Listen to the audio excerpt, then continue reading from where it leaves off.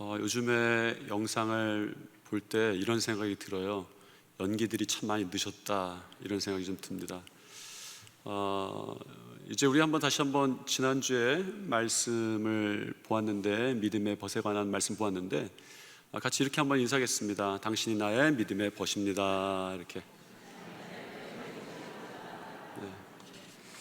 이제 우리가 사순절 거의 중반을 넘어서 후반에 이르게 됩니다. 조금 더 힘내시면서 완주하자, 이런 생각이 좀 들었습니다. 우리가 준비할 것이 좀 있는 것 같아요. 고난주간은 특별히 사순절 새벽기도의 주간 가운데 고난주간을 특별기도회로 드리려고 합니다. 왕의 길에서 해답을 찾다, 이런 말씀을 주제로 전하려고 합니다. 종려주일 말씀 전하기일 테고요. 그리고 월요일부터 토요일까지 계속해서 왕의 길에서 해답을 찾다, 이 주제로 같이 말씀을 보려고 합니다. 인생의 여러 가지 문제에 대해서 반드시 예수님께서 해답을 주실 줄 믿습니다. 그런데 그 주간은 말씀도 있겠지만 사실 말씀보다 찬양이 더 많을 것 같습니다. 그리고 기도가 더 많을 것 같습니다. 이번 고난주간 특별 새벽기도는 말씀보다 찬양 그리고 기도의 은혜와 만나려고 합니다. 우리가 평소에 드리던 새벽기도의 모습과는 좀 다르죠. 그래서 여러분들이 찬양하고 기도하실 준비를 하고 오셔야 합니다.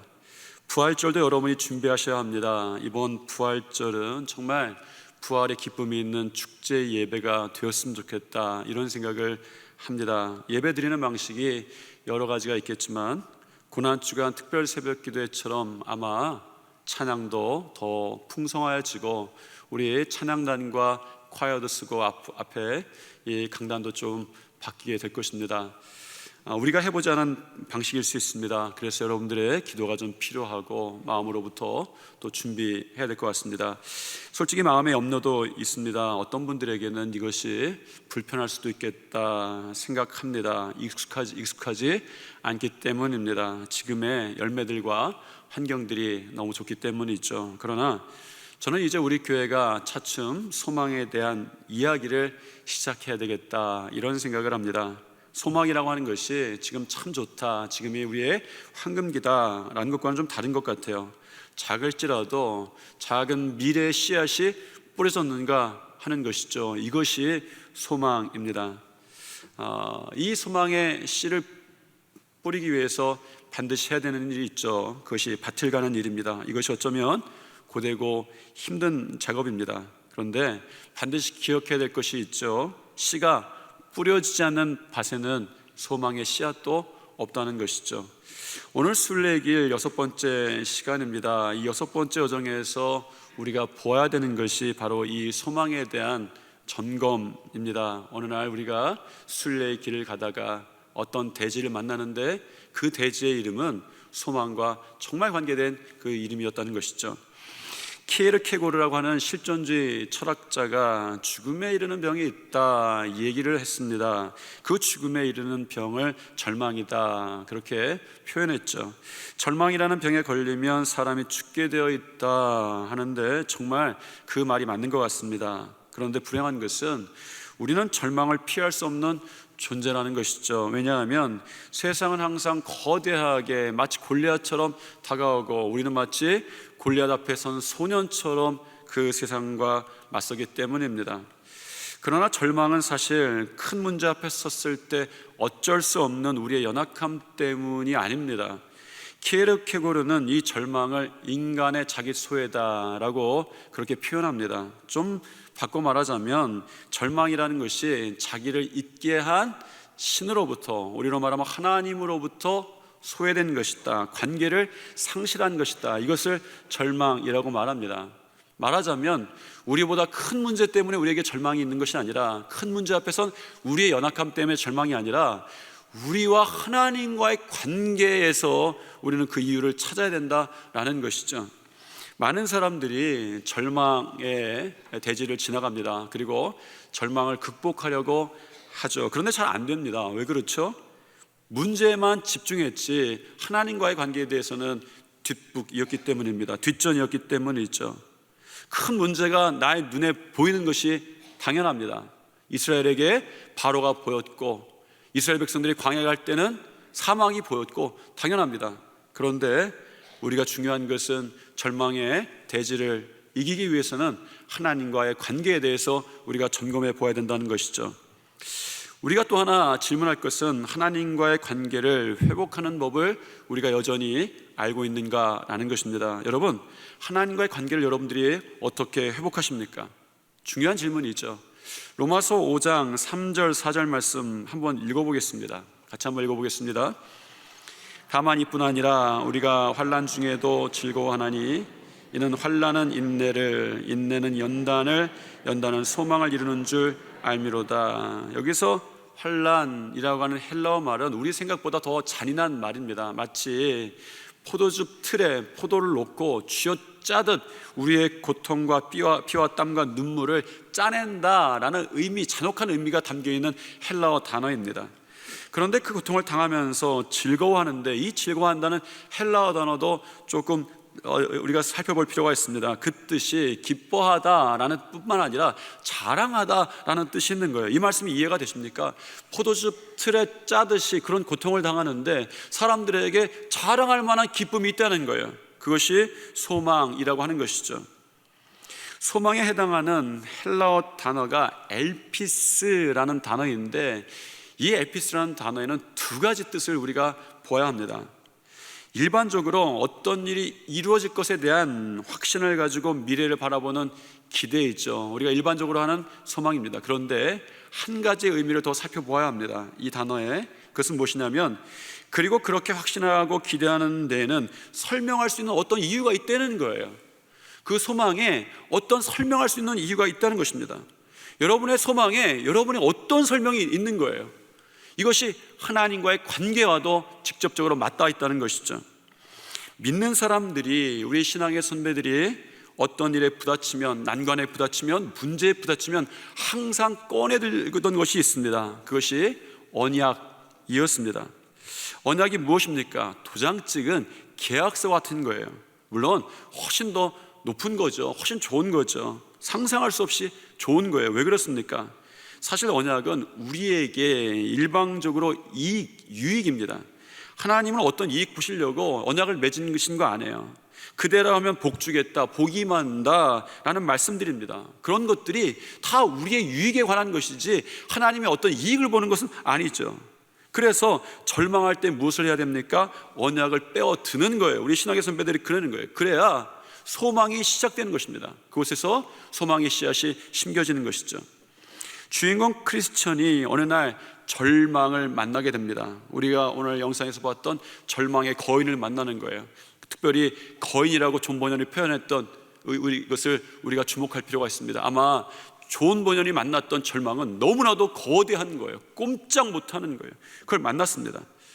근데 그때에 이 크리스천이 언약에 있음을 기억하죠. 마지막 그 열쇠를 빼어들고 그 절망의 토굴에서 벗어나게 됩니다. 이것이 오늘 여정에 관한 이야기입니다.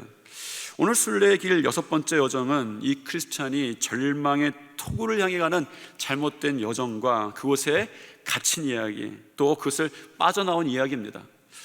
여러분의 인생 가운데에도 혹여라도 절망의 토굴 가운데 계신 분이 있다면 오늘 그 절망의 토굴에서 나오게 되시기를 축원합니다. 어떻게? 언약을 꺼내 들어야 된다는 거예요. 오늘 말씀이 그것입니다. 전혀 좀 우리가 생각지도 못하는 거예요. 여러분, 소망이 어디 있습니까? 언약을 꺼집어낼 때 소망이 있다라고 존 번연은 이야기를 하는 거예요. 아무리 척박해도 소망이 있는 곳을 절망의 땅으로 부르지는 않습니다. 그렇다면 여러분들에게 소망이 있습니까? 이 질문에 대해서 우리가 점검하기 위해서 세 가지의 또한 질문을 여러분들에게 드리려고 합니다. 첫 번째, 여러분은 하나님만 섬기고 계십니까? 두 번째, 여러분은 하나님보다 앞서가는 과신과 확신을 경계하고 계십니까? 세 번째, 여러분의 소망은 언약 위에 있습니까? 라는 거예요. 첫 번째, 하나님만 섬기고 계신가? 존 번연은 소망에 대한 첫 번째 질문을 이렇게 시작하는 것 같습니다. 순례 여정에서 그 지난주 이야기했죠. 신실, 믿음이라고 하는 친구가 순교하고 난 다음에 크리스천이 감옥에서 벗어나 여행을 계속하게 되죠. 그리고 그때 그에게 새롭게 나타났던 벗이 있는데 그 벗의 이름이 소망이란 벗이었습니다. 소망과의 동행을 시작할 때에 또 한 사람이 그들에게 다가와요. 그리고 나도 그 순례의 길에 같이 하고 싶습니다 라고 이야기를 하죠. 그의 이름이 사심이었습니다. 사심의 다른 이름은 두 마음이었어요. 여기서 중요한 것이 있습니다. 여기서 존 버년이 소망과 길 가는데 소망을 방해하는 첫 번째 사람, 첫 번째 우리에게 부딪히는 요인이 있는데 그것이 사심인데 그 사심을 두 마음이라고 한다는 것이죠. 믿음의 여정에서 이 두 마음이 뭘까요? 존 버년은 이 두 마음의 특징을 사람의 이기적인 욕심이다 말하면서 두 마음이 사적인 욕심에 지배된 마음이다 이렇게 표현합니다. 두 마음은 우리가 순례길 초반에 마주쳤던 두 길과는 좀 달라요. 좁은 길과 넓은 길 동시에 갈 수 없고 선택해야 되는 길이었는데 이 두 마음은 이거냐 저거냐가 아니라 이것도 기고 저것도 긴 거예요. 이런 마음입니다. 이게 참 곤란한 게 믿음의 연조가 오래된 사람들에게 의외로 쉽게 찾아오는 순례 여정의 방해물인 거예요. 성경의 두 마음에 대한 구절을 이 존 버년은 야고보서 1장 말씀을 가지고 소개를 합니다. 야고보서 1장 6절에서부터 8절까지 말씀 같이 한번 읽어보겠습니다. 오직 믿음으로 구하고 조금도 의심하지 말라. 의심하는 자는 마치 바람에 밀려 요동하는 바다 물결 같으니 이런 사람은 무엇이든지 죽게 얻기를 생각하지 말라. 두 마음을 품어 모든 일에 정함이 없는 자로다. 이 야고보 사도가 야고보서를 쓰면서 이 야고보 사도가 쓴 편지의 대상이 믿음의 연조가 꽤나 된 사람들이다 이렇게 확인하고 합니다. 그것이 1절인데 하나님과 주 예수 그리스도의 종 야고보는 흩어져 있는 12지파에게 문안하노라. 말하자면 야고보서는 초신자들에게 쓴 성경이 아니라는 거예요. 어디 갈라디아 교회에 고린도 교회에 쓰면서 정말 그 처음 믿었고 교회를 세워갔던 사람들에게 썼던 것이 아니라 믿음을 원래부터 가지고 있었던, 물론 예수님을 처음 믿었을지는 모르겠지만 원래부터 하나님을 믿던, 근본적으로 그런 신앙을 가지고 있던, 대대손손 가지고 있던 흩어져 있는 12지파라고 그렇게 표현합니다. 혼자 믿는 것도 대단한데 집안 자체가요, 형제들이, 사촌들이, 친척들이, 이웃들이 다 예배할 줄 아는 사람들인데 그들에게 편지하는 거예요. 야고보 사도는 어쩌면 그래서 초신자들에게 주는 편지가 아니라 믿는 사람들에게 주는 편지인 거예요. 오늘 우리가 받아야 되는 편지이죠. 그린 것이죠. 그런데 이런 믿음의 명문 집안, 족속, 민족에게 하나의 문제가 있었다는 것이죠. 그것이 두 마음이었습니다. 하나님이 미워하시는 마음이죠. 여기서 두 마음이라고 하는 것은 믿음과 의심 사이를 오가는 마음이기도 하지만 헬라어의 원뜻은 누구를 주인으로 섬기고 있는가에 관한 거예요. 이 두 마음이. 대개 이 두 마음이 여러분 어디서 생기죠? 특히 우리는 무엇에 소망을 두었는가, 누구를 주인 삼았는가 질문할 때에 꼭 점검하게 되는 것 중에 하나가 물질관입니다. 철로역정에서 이 사심 두 마음과 너무 교제를 잘하던 세 사람에 대한 이야기가 등장을 합니다. 그의 이름이 세상 집착, 돈사랑, 구두쇠였어요. 그 이야기를 자세히 다 읽어보면 사실은 물질이 그들의 이야기의 중심에 있음을 보게 됩니다. 세상의 중심이 있는 것이죠. 세상에 물질이 참 많습니다. 문제는 무엇입니까? 그 물질의 주인이 내가 되고 싶은 거예요. 그 마음이 나를 너무 괴롭히는 거죠. 물질뿐만입니까? 여러분이 주인 되고 싶은 것이 많은 거예요. 그럼 많이 생기는 거예요. 그것을 두 마음이라고 하는 것입니다. 여러분들에게 그 마음이 있다면 두 마음이 시작된 거예요. 믿음의 연조가 얼마나 됐든 여러분에게 그것을 조심해야 된다. 존 버년은 이야기하는 것이죠. 그런데 이 두 마음은 세상의 어떤 것들의 주인 되고 싶은 마음인데 나중에 보면 이 주인의 자리가 바뀌어져 있어요. 꼭 자유를 빼앗기고 주인의 자리에서 종의 자리로 내려가 있습니다. 존 버년은 이것을 성경의 두 인물을 등장시키면서 확인을 하죠. 첫 번째 인물은 데마였습니다. 데살로니가에 등장하는 이 데마였습니다. 데마가 세상을 사랑하여 데살로니가로 돌아갔다라는 장면이죠. 그는 세상에서 나는 언제든지 무엇인가 이 순례의 길을 갈 수 있어 라고 말하지만 그 장면에서 존버는 그에게 묶여있는 쇠사슬을 소개합니다. 또 한 사람은 길을 가다 보니까 한 여인의 동상이 서 있는 거예요. 그 동상이 누구인가 했더니 이 이마에 롯의 아내를 기억하라 써 있는 거예요. 여러분 롯의 아내 기억하시죠? 소돔과 고모라 땅을 바라보면서 하나님이 부르신 길로 가긴 갔습니다. 소돔과 고모라를 떠나는데 다시 소돔과 고모라를 향해서 바라보면서 갔을 때 그가 소금 기둥이 됐죠. 이것이 이 두 마음에 대해서 존 버년이 소개하는 것이죠. 존 버년은 우리의 소망을 방해하는 것을 이 두 마음뿐만 아니라 또 하나의 것을 중요하게 소망합니다. 과신, 교만, 헛된 확신입니다. 크리스찬과 소망이 만나게 되는 또 다른 인물인 것이죠. 존 버년은 사도 바울의 말을 인용하면서 우리들에게 이렇게 경고합니다. 우리 같이 고린도전서 10장 12절 말씀을 같이 한번 읽어보도록 하겠습니다. 그런즉 선줄로 생각하는 자는 넘어질까 조심하라. 이 과신은 하나님보다 앞서가는 마음입니다. 하나님보다 앞서갈 때에 잘못된 곳에 소망이 있다고 그냥 믿어버리게 되는 거예요. 헛된 확신입니다. 그런데 한때 크리스찬이 그 길을 가게 되는 거예요. 그러면서 그가 절망의 땅에 이르게 되는 것입니다. 그 길을 가다 보니까 절망이라는 거인에 잡혀요. 이 절망이라는 거인이 다스리는 성을 의심의 성이라고 합니다. 절망은 모든 것을 의심하게 만드는 거예요. 중요한 것은 우리의 신앙의 여정에 왜 이 절망이 있는가라는 것이죠. 절망이 끊임없이 크리스찬과 소망에게 하는 말이 있어요. 이렇게 괴로운데 살아서 무엇하겠는가라는 거예요. 그에게 고통을 주면서 절망을 경험하게 하면서 쇠창살을 주면서 그에게 요청하는 것이 있어요. 무엇입니까? 그렇게 살아서 무엇하겠니? 라는 거예요. 살아서 무엇하겠니? 라는 것입니다. 아마 존 버년이 한때 겪었던 마음 같습니다. 그에게 어느 날 절망이 찾아오고 자꾸 그런 음성이 들렸던 것 같아요. 너 살아서 무엇하냐? 자기의 이야기를 써놓지는 않지만 철로역정의 한 부분에 이렇게 써놓은 것 같아요. 이렇게 괴로운데 살아서 무엇하냐라는 거예요. 절망이 주는 마지막 질문입니다. 어쩌면 이 가운데도 이 마지막 질문을 받아보신 분이 있을지도 모르겠어요. 이 절망의 감옥에 갇히게 되면 마음이 그렇게 되는 거예요. 이 자리에 그 마음을 해결하기 위해 오신 분이 계실 수도 있다는 겁니다.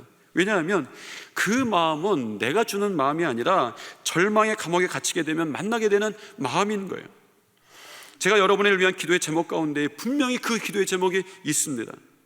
육신의 병에 대한 기도의 제목도 있지만 마음의 병에 대한 기도의 제목이 있는 거예요.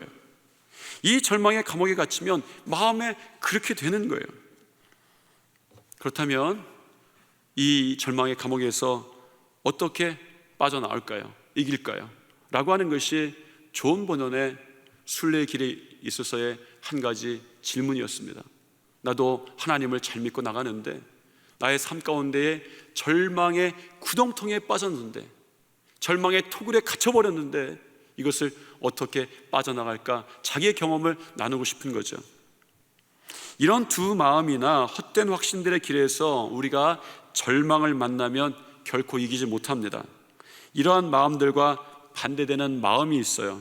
온전함입니다. 하나님께서 온전함을 좋아하세요. 하나님은 이 신명기 6장 5절에서 이렇게 말씀하시죠. 너는 마음을 다하고 성품을 다하고 힘을 다하여 내 하나님 여호와를 사랑하라. 여기서 마음을 다한다라는 것은 문자적으로 온전하다라는 이야기입니다. 너는 온전하게 성품을 다하고 힘을 다하고 내 여호와 하나님 여호와를 사랑하라라는 것이죠. 이 온전함 가운데에 소망의 씨를 품고 있었던 사람이 있습니다. 아브라함입니다.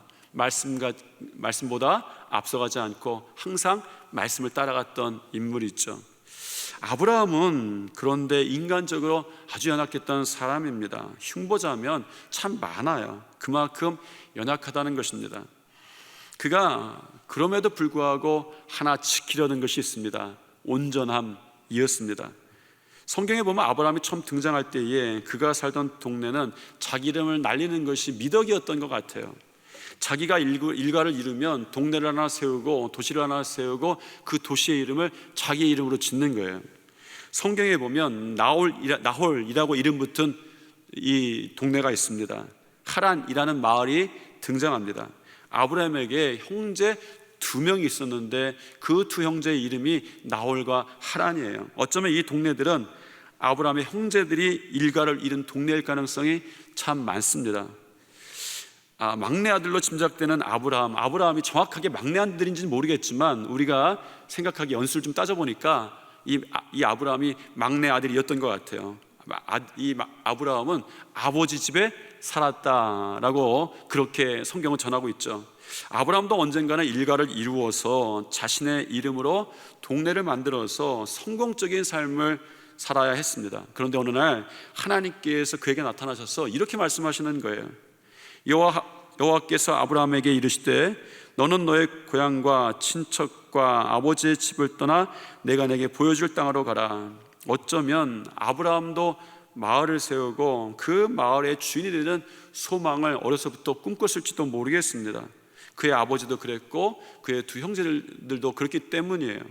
그런데 어느 날 하나님께서 그에게 나타나셔서 가라, 가지 말라 하시면서 이제 그의 소망의 주인을 전 인생에 걸쳐서 하시기 시작합니다. 아니, 주인 노릇이 아니라 주인이 되어 버리셨죠. 우리의 인생 가운데 찾아오셔서 우리의 주인이라고 말씀하시고 선포하시는 여러분 경험이 있을지도 모르겠습니다. 거기에 응답하고 순종했던 사람이 아브라함이었습니다. 그래도 하나님의 말씀이니 하나님의 부르심이니 잘 살게 될 것이라 약속 믿고 아브라함이 나가게 됐죠. 그런데 하나님의 지시를 따라갔는데 좋은 터전 나오지 않고 이미 남들이 점유해버린 땅에 도착했고 사람들이 살기 척박한 산에 도착했고 그리고 사막에까지 이르렀습니다. 이 정도면 실망하고 다른 궁리하고 두 마음을 품을 만한데 하나님을 향한 온전함이 그에게 지켜지는 거예요. 그가 하나님이 가라고 해서 간 곳이 어디입니까? 첫 번째 곳이 어디입니까? 첫 번부터 그래요. 세겜 땅 모래 상수리나무 아래에 도착하게 됩니다. 거기는 이미 가나안 사람들이 살고 있었고 대개 여러분 성경에서 상수리나무 그러면 어떤 나무를 지칭하는 것이 아니라 거기가 우상의 본거지예요. 그래서 이 세겜 땅 모래라는 말 자체가 점괘를 뽑는 곳이란 뜻을 가지고 있습니다. 왜 그곳에서 점괘를 뽑습니까? 상수리나무가 있었기 때문이에요. 상수리나무에 우상이 있었기 때문입니다. 그래서 그 지역은 유명한 지역인 거예요. 여러분, 이것이 얼마나 황당한 이야기입니까? 하나님께서 너는 아비 집을 떠나서 본토 아비 집을 떠나서 내가 지시할 땅으로 가라 했는데 어느새 무당이 가득한 집에 와 있는 거예요. 얼마나 당황스럽습니까? 이게 모세의 첫 번째 여정이었어요. 여러분, 근데 모세의 첫 번째 여정뿐만 아니라 그 여정 자체가 그래요. 그 다음 여정 어떻습니까? 척박한 산에 가고 또 지시할 땅으로 갔는데 그 땅이 네게브, 남방이라고 하죠. 남방, 네게브란 뜻입니다. 네게브는 사막이란 말입니다. 말 자체가 그런 데 있는 거예요. 여러분, 그런데 아브라함은 실망하지 않습니다. 절망하지 않죠. 꼭 그의 인생에 있어서 잘하던 것이 이때부터 시작되는 거예요. 그가 세상에서 하나님께 대한 온전함이 결코 깨지지 않습니다. 그것이 무엇입니까? 가는 곳마다 하나님의 제단을 쌓은 거예요. 그의 신앙 고백인 것이죠. 이곳의 주인이 하나님이시다라는 거예요. 그런데 그가 제단을 쌓는 첫 번째 장면에서부터 보면 그가 하는 것이 무엇입니까? 제단을 쌓을 때 그냥 쌓지 않아요. 하나님께서 내 자손에게 주리라 하신지라 약속을 꺼내 들고 그 제단을 쌓습니다. 그가 어떤 환경에 가든지 그가 하던 것은 무엇이냐면 제단을 쌓고 하나님이 이 땅의 주인이십니다 선포하면서 하나님이 자기에게 약속하신 약속을 꺼내 든 거예요. 그래서 그가 사망에 가든 어떤 무당집에 가든 어떤 척박한 산에 가든 그가 절망하지 않는 거예요. 여러분, 아브라함이 이 성경에서 절망의 사람입니까? 아니죠. 전혀 아닙니다. 그의 비결이 무엇입니까? 여기에서 나오는 것이죠. 철로 역정에 절망의 성에 갇혔을 때에 이런 장면이 있습니다.